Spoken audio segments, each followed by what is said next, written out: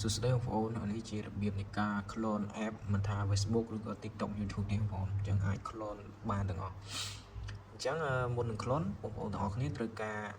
log out ចេញនៅ account Facebook របស់អ្នកទាំងអស់គ្នាអូខេឥឡូវបន្ទាប់ពីយើងបាន log out ចេញនៅ account Facebook របស់យើងហើយចុចបិទវាមកបន្តមកទៀតបងប្អូនត្រូវបើកកម្មវិធី clone បើកវាមកអានេះដោយសារខ្ញុំបើកហើយខ្ញុំបើកវាសារថ្មីបើកវាមកគឺវាចេញមកទម្រង់បែបនេះអញ្ចឹងបងប្អូនទាំងអស់គ្នាចុចជ្រើសរើសកម្មវិធីដែលបងប្អូនត្រូវ clone អញ្ចឹងខ្ញុំយក Facebook ចុចភ្ជាប់វាមកបន្ទាប់មកបងប្អូនទាំងអស់គ្នាคลิกកន្លែងពាក្យថា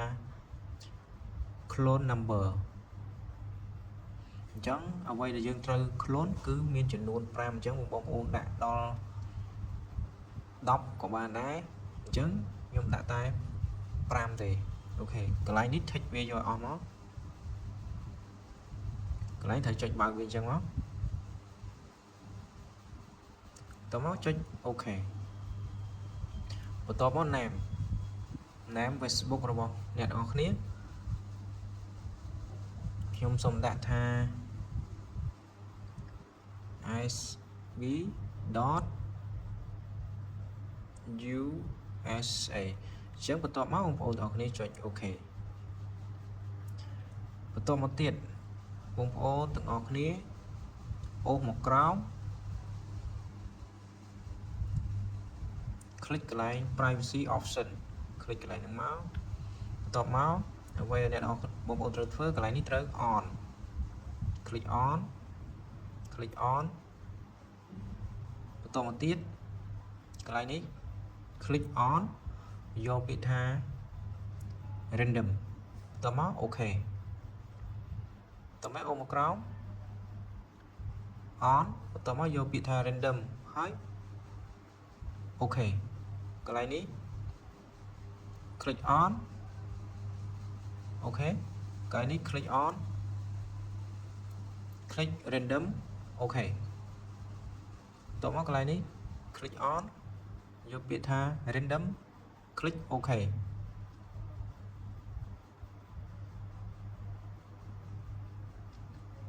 បន្ទាប់បងប្អូនជ្រើសរើសរួចរាល់បងប្អូនចុចបិទវាបន្ទាប់មកក្រោមនេះ storage option click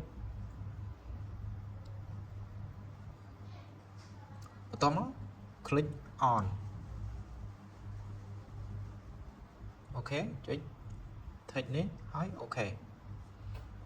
ទៅមក off បន្ត click developer option click Android version on ដាក់11អូខេ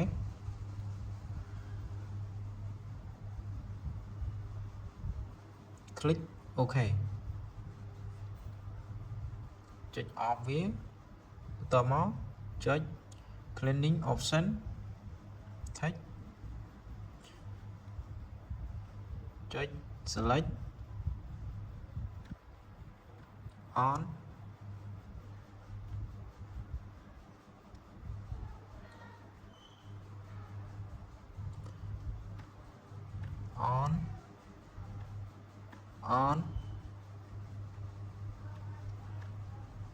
click on